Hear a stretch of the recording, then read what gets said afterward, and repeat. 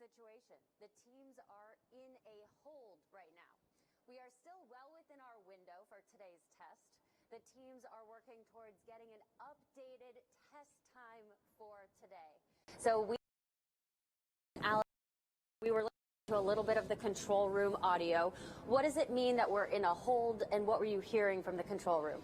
Right, so right now we're still in a stable replenish, and basically what that means is we're still getting fuel into the tanks from the facility, and the replenish cycle is kind of meant to maintain topping off the tanks to their full capacity as some of that liquid does turn back to gas, and we've been off that gas. So we are in a stable replenish phase.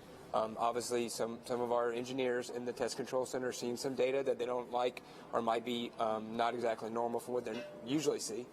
So those teams are off now, kind of having sidebar conversations with each other to kind of determine what we need to do to go forward. So I want to go back, because all this might be obvious to you, but we're trying to figure out where we are in this whole process. We thought, we might just come here and see the engines light up, but that's not what happens. So what happened up until this point, and what are we waiting on now? Right, so like we said, we powered on the vehicle, right, over the last few days. We've repaired all the systems, we've tested all the systems, and then this morning we started tanking, by filling both our liquid hydrogen and our liquid oxygen tanks with propellant. And so that's really been the long process today. I mean, obviously we have to chill down our main propulsion system, so all of our mechanical parts have to be chilled down to a certain temperature before we do hot fire as well. So, right now they're obviously working through some issues in that process. And as we learn more, as they learn more, we'll learn more. And so whenever we do hear audio, we'll be able to give a better update. So why don't you tell us a little bit about that process? We're talking about chilling down the engines themselves? Right, yeah, all the engines and all the components inside the engine section, which holds the engines, have to be chilled down to a certain temperature before you start the actual hot fire, the ignition of the engines. And that's just because they're meant to operate under those cold cryogenic temperatures. And then obviously when you're hot firing the engines, you start to heat up those parts, right? So you want to cool them down to a certain point, and then obviously you'll heat them back up whenever you're firing the engines. So say this hold is lifted, what will happen next? So when we do, or when they talk about the hold and they lift it to continue operations, from that point, we're at the point where we'll start to move into our T-minus 10-minute countdown. And that countdown kind of moves into our final sequence of activities to finalize right before we get to the actual hot fire. So there's a whole set of activities we get every few minutes, and that'll kind of determine what time we will fire, and then that we are actually going to fire. Will we be able to see anything during that T-minus 10 countdown, or really not see anything until the last second? Yeah, you'll probably see a few things, and a few of those things you might be able to see right now. The water suppression system is operating. It's not operating at 100% right now because we're obviously not hot firing the engines. But when we do, you'll be pumping 100,000 gallons of water every 20 seconds. You'll be able to see, obviously, some of the engines gimbal, which are moving in a few degrees in different directions. And that'll be part of the run-up until we actually do activate each engine. And you've told me this before off stage, but I thought this was fascinating. So we haven't had a test like this since the Apollo era. And there was something that happened then with a giant plume that actually made it start raining on everyone out here. Can you tell us that story? Yeah, absolutely. A lot of people don't realize is, we have our two propellants, our liquid hydrogen and our liquid oxygen. And when you react with those two chemicals, you're really just creating H2O. So when you see the big plume coming out, it's just water vapor, right? And, since when we tested Apollo, back during the Saturn V program, that the amount of water vapor coming out during that test is quite breathtaking, and also it's so much that it can create clouds and sometimes rain clouds, so sometimes you can get rained on from that. All right, so we can expect possible rain, even though it's a beautiful, cold but sunny day today. What else can we expect to see? Right, so you'll hear the test conductor audio when we get into our T-minus 10-minute countdown. So after that, you'll hear, every few minutes him come on the phone and say, hey, we're getting to this step. And then you'll hear the engines rev up for the hot fire. Well, Alex, thank you so much. We are going to remain live. I might be coming back to you in a minute. in 10 minutes, but we are really excited to have you here explaining everything to us. And a reminder to everyone at home, this is a live test. We are still listening in for the control room teams as they review the data of the test up to this point. They are having a conversation right now about the appropriate steps to move forward. So, Alex, we've had a little bit of a talk about those discussions. Again, we're going to be coming back and forth to you. And again, a note to our viewers, we're going to be hearing calls from the test conductor at regular intervals over the next 10 minutes or possibly more. When we hear those call outs, what we're going to do is we're going to pause and listen in. I might turn to Alex and have you explain them to us again.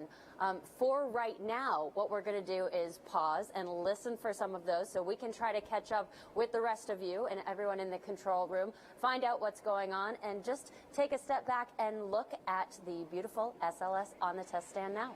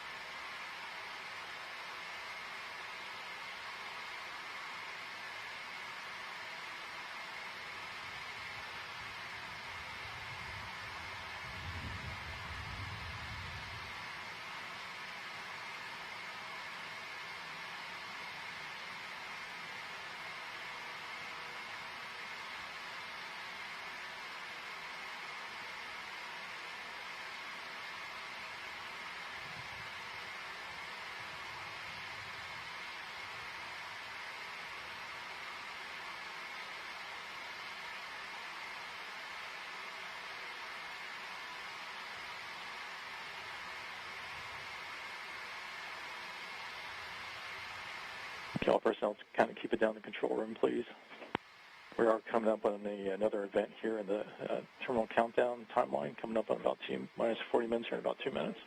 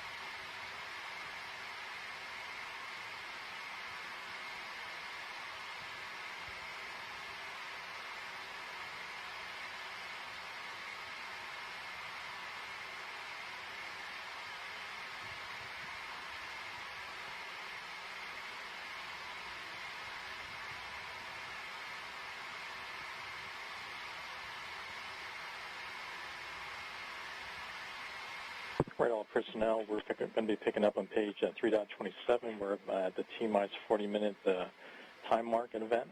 Step 4.61, SCE. Let's go ahead and initiate the terminal count sequencer IOC for substep alpha. Let's go ahead and enable TCC user underscore hold. Let me know when that's enabled. Copy.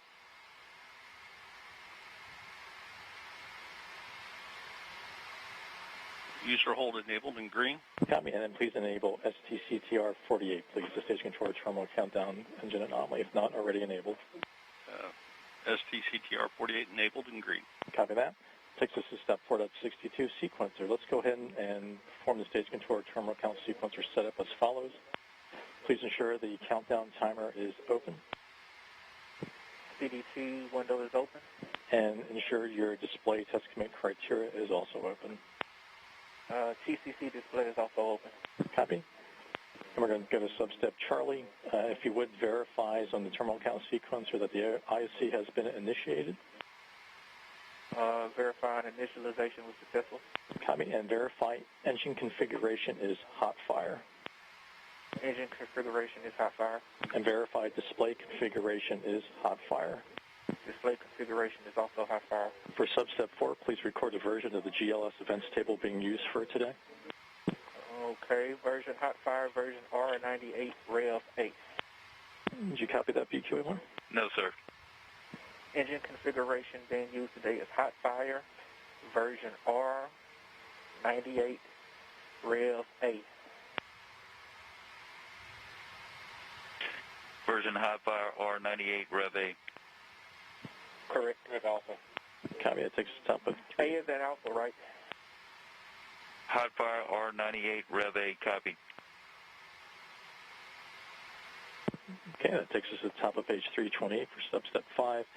Verify that the engine configuration is the desired version of the GLS events table that you just mentioned. Confirmed.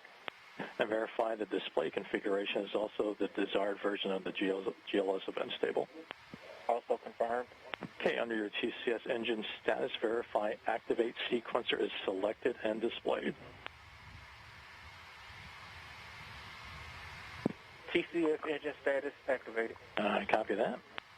Okay, per the note there, TCS will automatically stop at the T-minus 10-minute hold point. HEA, if you're on 16, step 4.63 is yours. Copy that. NTCs is HEA in 16. Give me a second. Here's coming to 16. Go for NTC. NTC, can you please verify and or perform a helium spin start panel activation per DOP 11 to provide 1,000 to 1,300 PSIG to the CAPUs? Roger that. It is set up. Copy that. It is complete. Record a UTC on that of 016 21 17 07. Copy 016 21 17 07. Copy that, and the NTC, the next step is yours per step 4.64, please. Roger that. And in BTC, let's go ahead and prepare the deflector for test configuration. And he's on the phone, but he's been coordinating with the water plant, and he'll get the bypasses open in just a moment. Copy that. And then NTC, per our discussion, we will maintain the current timeline and the current countdown time per our discussion. Roger that. Sounds good.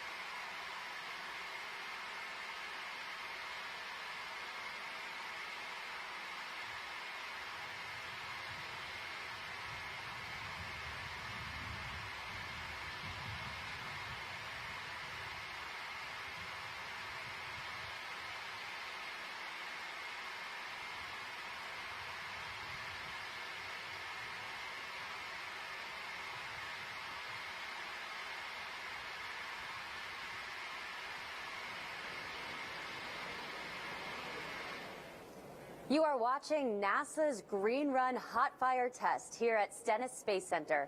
The teams are in a hold, but we are still well within our window for today's test still, and I am lucky to have Alex here with me. We've heard a lot of conversations from the control room over the past few minutes. I heard hot fire a lot. I heard water a few times. You're the expert. What were you hearing? So the test conductor instructed everyone to go back into our terminal countdown sequence. And so at this point, we are about 30 minutes away from the hot fire according to the terminal countdown sequence. Some of the other things they're kind of talking about, they're turning on the water deflectors, right, for the engine test. So there's certain configurations that we need to put each thing on the stand or thing on the ground in a certain configuration for that hot fire. So they're supplying certain amount of pressure to different components inside the engine section, and like we said, turning on those water deflectors, retracting some of the stands around those engines, really to prepare the stand and the core stage for hot fire. We heard at least two people talking, is that right? What were those people, what are those positions back there?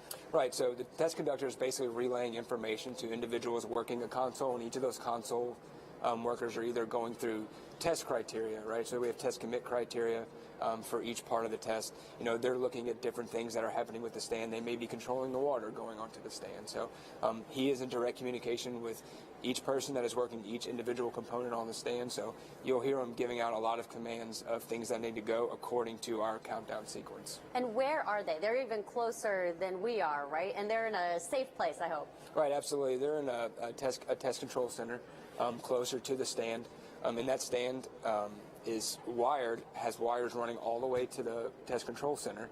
And in the test control center, they can see everything going on. They can see all the cameras, and they're each sitting at console, be able to make decisions real time. So, they're sitting in a building. It's fully blast proof, right? It has giant blast doors closed in there. So, the team's working really hard. There's a lot of people in there looking at a lot of stuff.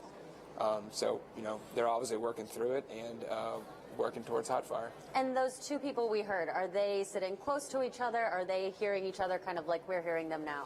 So the test conductor audio, he's in one part inside the test control room. So, he's talking in a regular voice, kind of like we are. And then he could be communicating with someone on the far end of the room, or he could be communicating with someone sitting right next to him, but that's all over the audio, kind of like we're hearing. So is this considered normal when you think about testing a rocket? Yeah, absolutely. There's a ton of people who play a part in the actual test of a rocket or in the launch of a rocket, right? So you have to have a proper way of communicating, proper one-way or two-way channels, so that the correct people can be heard at the correct time. So everything that's happening is obviously planned as far as, communication and working through issues. And then now that we're in our close to 30-minute terminal countdown, we'll be hearing a lot more things over the radio. And we heard about this window. So there's a certain amount of time that they have to be able to light these engines. It's not like a launch window where we're trying to reach the moon, so we have to pay attention to that. But what does this window mean? So, there's certain operating guidelines that we have for certain things in the engine. There's certain times that we can have avionics boxes powered on, and there's certain times that we're allowed to have the batteries running on internal power, things like that. Obviously, while the core stage is integrated to the stand, we have a little more leeway because the stand is supplying a lot of that power, supplying a lot of the materials we need to continue testing. It's going to be more of a process for them to determine what the next step forward is for testing, and I'm sure it's something we'll hear over the test conductor audio.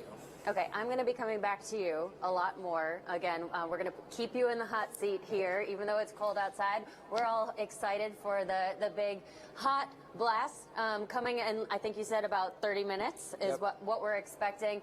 So again, what we're going to do, a reminder, this is a live test. We're still listening in for the control room teams as they're reviewing this data as we're leading up to the test point. They're still having a conversation right now about the appropriate steps to move forward. So again, we're going to join you. We're going to take a step back and just watch. We're going to look at the test stand and listen in for the control center. We're going to let Alex digest it all for us, and we'll come back to you in just a few minutes.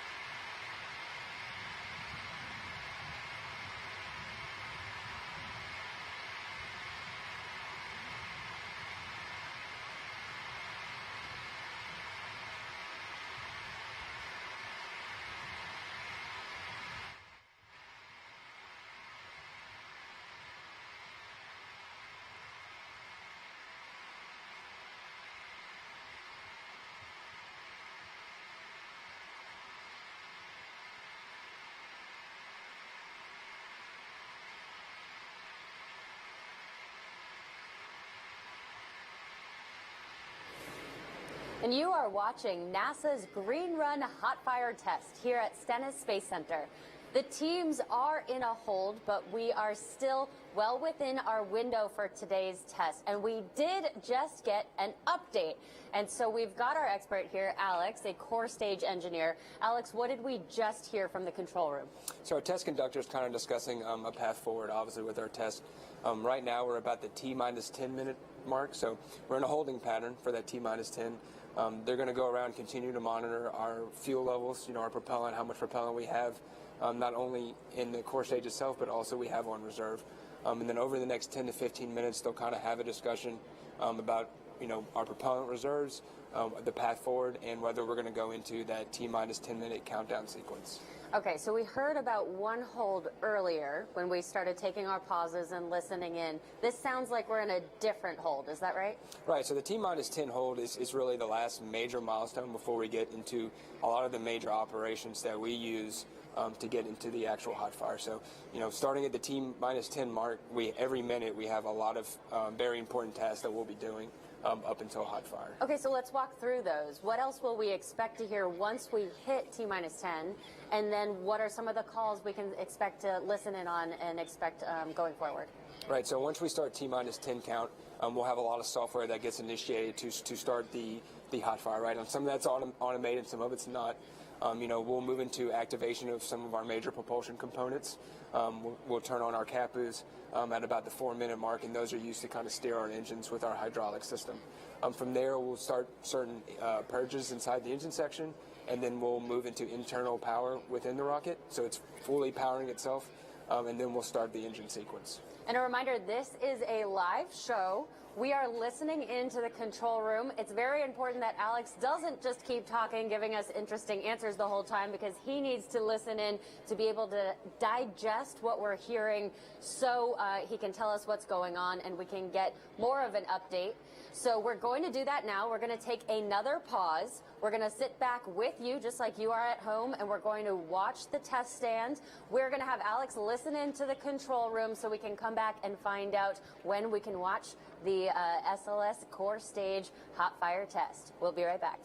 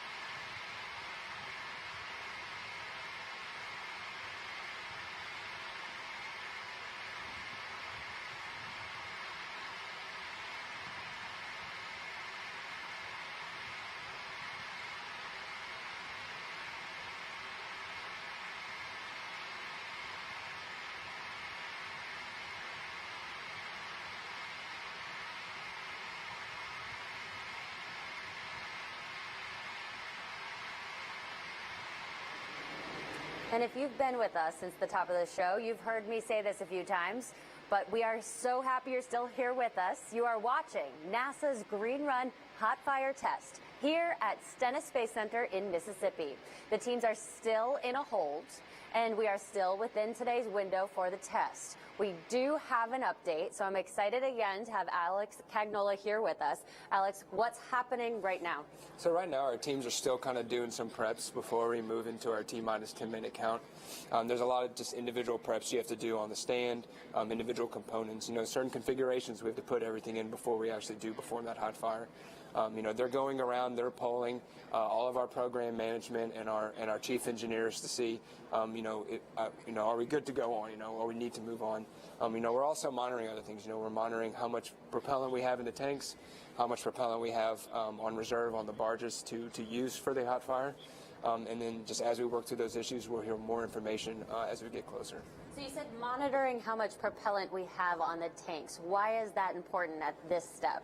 Right, so this whole time before we go into hot fire, we're in a phase called replenish phase. And I know we kind of talked about that, but that fuel is very, very cold, and in the outside right now, it's not as cold, right? And so, constantly that fuel is being converted into gas and then vented out of the tanks, and then so the entire time we're in a phase called replenish, where we're constantly pumping a little bit of fuel back into the tanks to make sure it's at max capacity.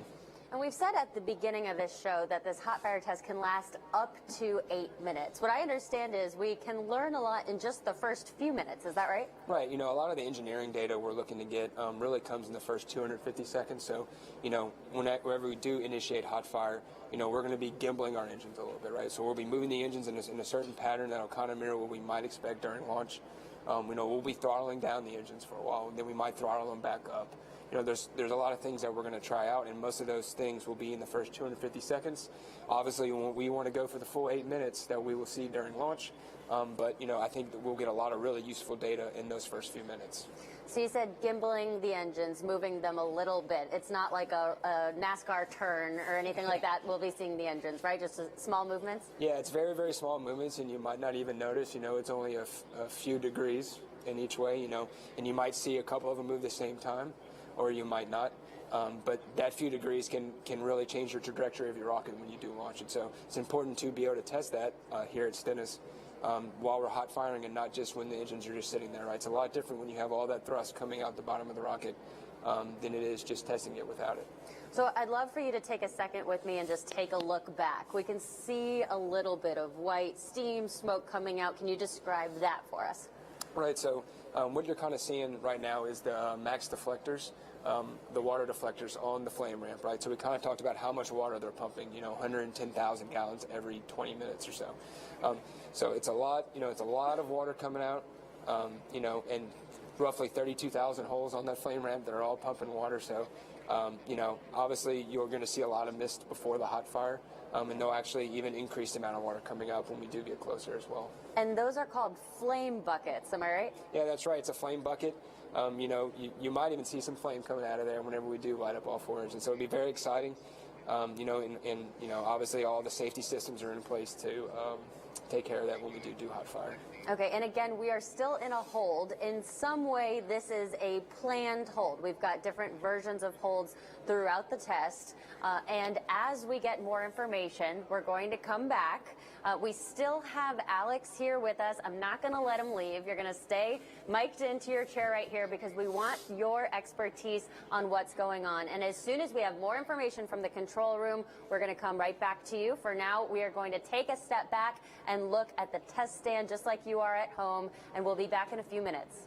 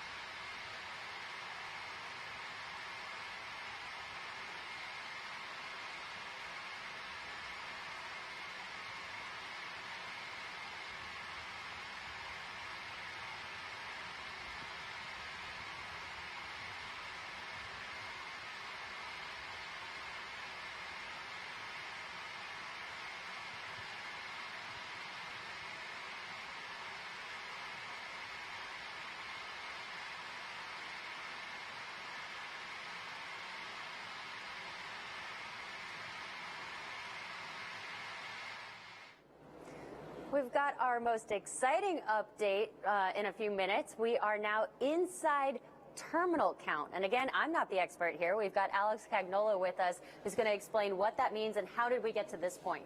Right, so the test conductor just came on the audio and alerted us that we're about 9 minutes away, actually. So we'll be getting some pretty regular updates here. We'll be hearing some activation of some different components on the rocket before the hot fire. And obviously there's a lot of steps that we'll be hearing going into the actual hot fire with things like we talked about CAPU activation, move to internal power. If there's any kind of audio that might slow down the terminal count, they'll kind of come on the air and tell us that too. But right now we are in that final sequence that lasts, 8.5 to 8 minutes. So we're going to sit back and kind of listen for the updates from the test conductor. And this wasn't one person's decision. This is a full group that has to make the decision that we are ready to keep going. Right, every big decision. Hold on 1 second. What I do want to remind everyone now is that you're actually able to hear the control room audio just like we are. So what we're going to try to do is when the test conductor starts talking, I'm going to rudely cut Alex off in the middle of what he's talking about and try to make sure that we can all listen in, give him enough time to understand that call. So we just missed one. Again, this is a live show, but I want to get back to how we got to this decision. And again, it's not just one person. Right, that goes back to, we have a great team working all the engineering issues, and then obviously, they kind of come up with a story about what's going on, and they present that in the best way possible to our program management and to, those who are the big decision makers. And so every time we have a big milestone like this, we have to poll the whole board. Everyone brings up their concerns, or if they think, going forward, what they think, and then do a go, no-go poll. And it sounds like everyone was a go. So we're moving forward in terminal count. Okay, and again, you can hear some of that test conductor audio. I'm sure you couldn't hear that one because you were talking, giving us a great explanation. But now I do want to know, so within these 10 minutes, we're now about 7 minutes, I understand. What are we expecting to hear from the test conductor? Right, you'll hear test conductor say a few things like initiate purge start, and that purge will be a nitrogen gas purge inside the engine section. That's part of just the normal sequence of purging the whole area around the engines before you initiate hot fire.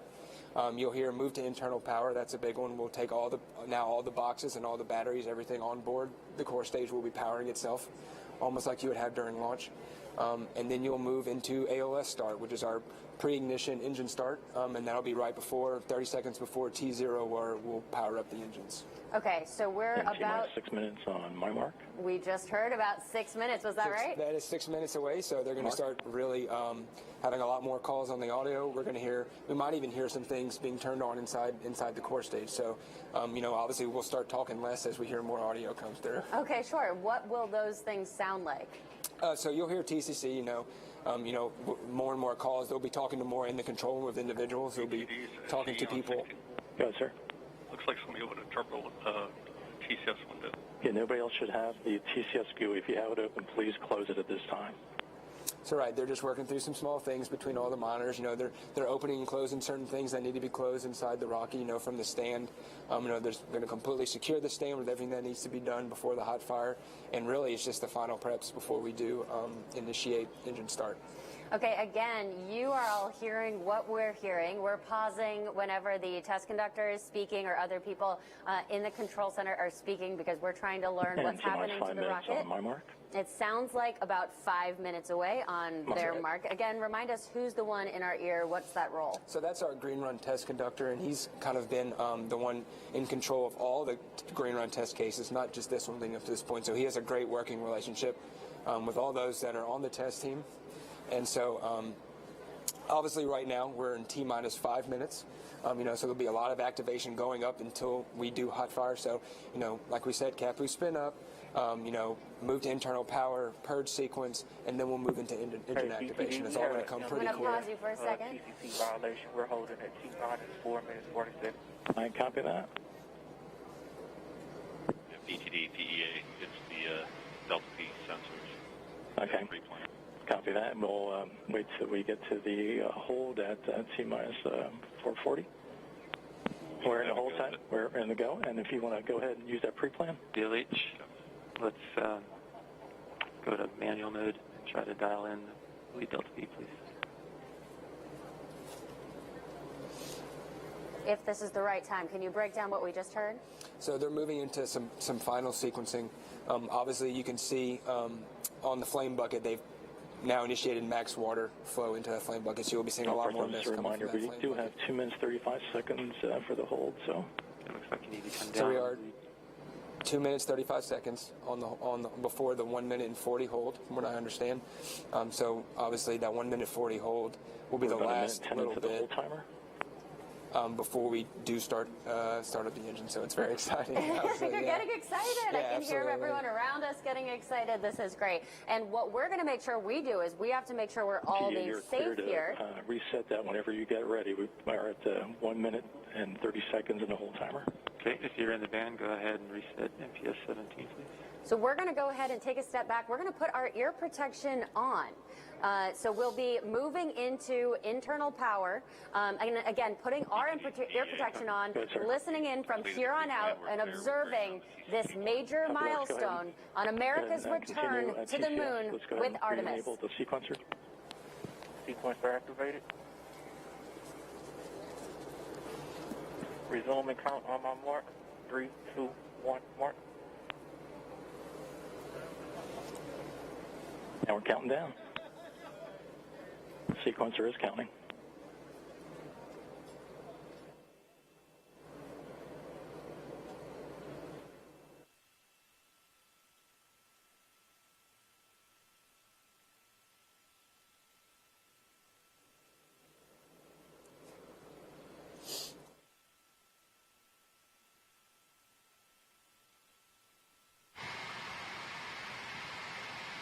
Coming up on T-minus 4 minutes on my mark. Mark.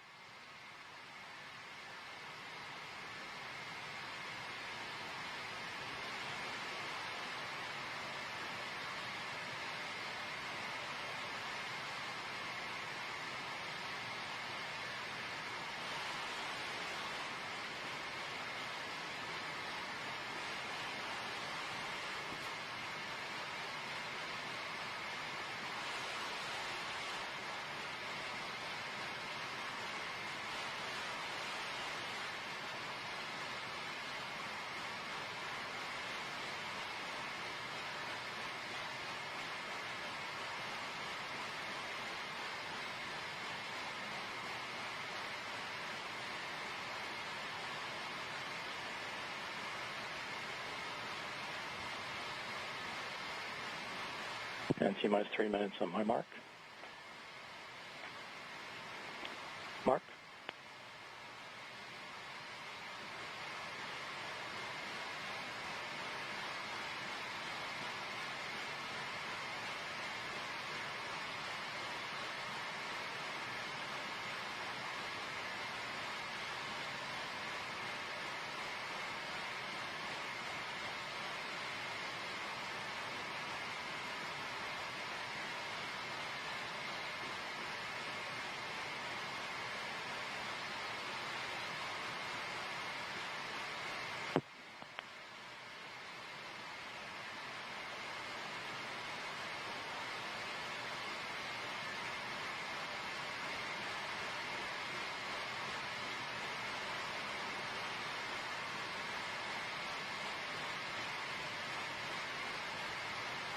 Coming up in T-minus 2 minutes on my mark. Mark.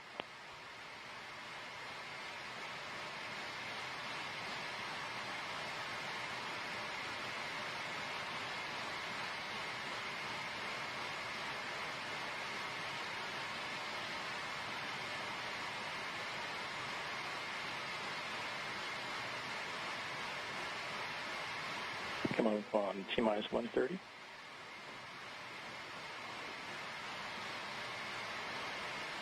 Mark.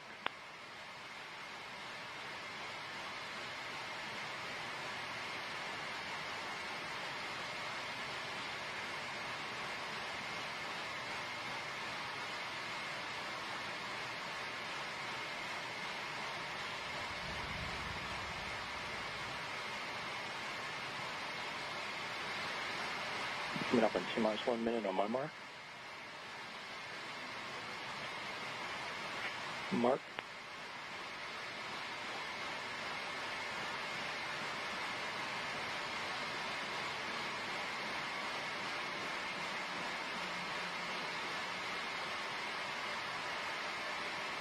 If, all personnel report that you're ready to go. PEA. Go. AEA. HEA. Go. REA. Go. NTC. We're go.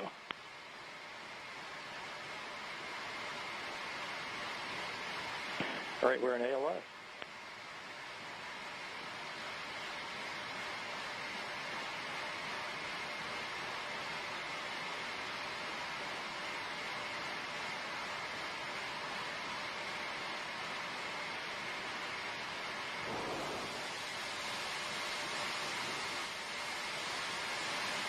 Signal engine start. And we're into cross count. Engine start. We're into cross count. Call for south speed, continue to monitor your system, and grass is in control.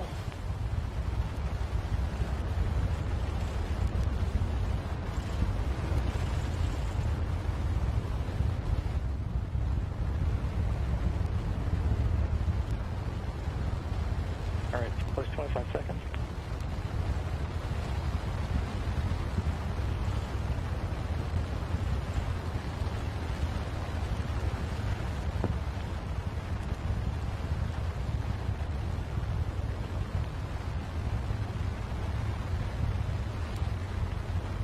DDRA, we did get an MCF on engine 4.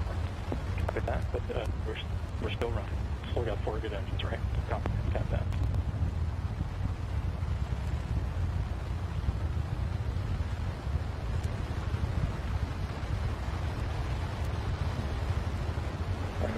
It passes through 60 plus 60 seconds. Get into our first gimbal profile. BTD is SE. Gotcha. New CCC violation on rest. And we got a shutdown. All personnel. Shutdown looks like let's all go to page 656. Page 656, please.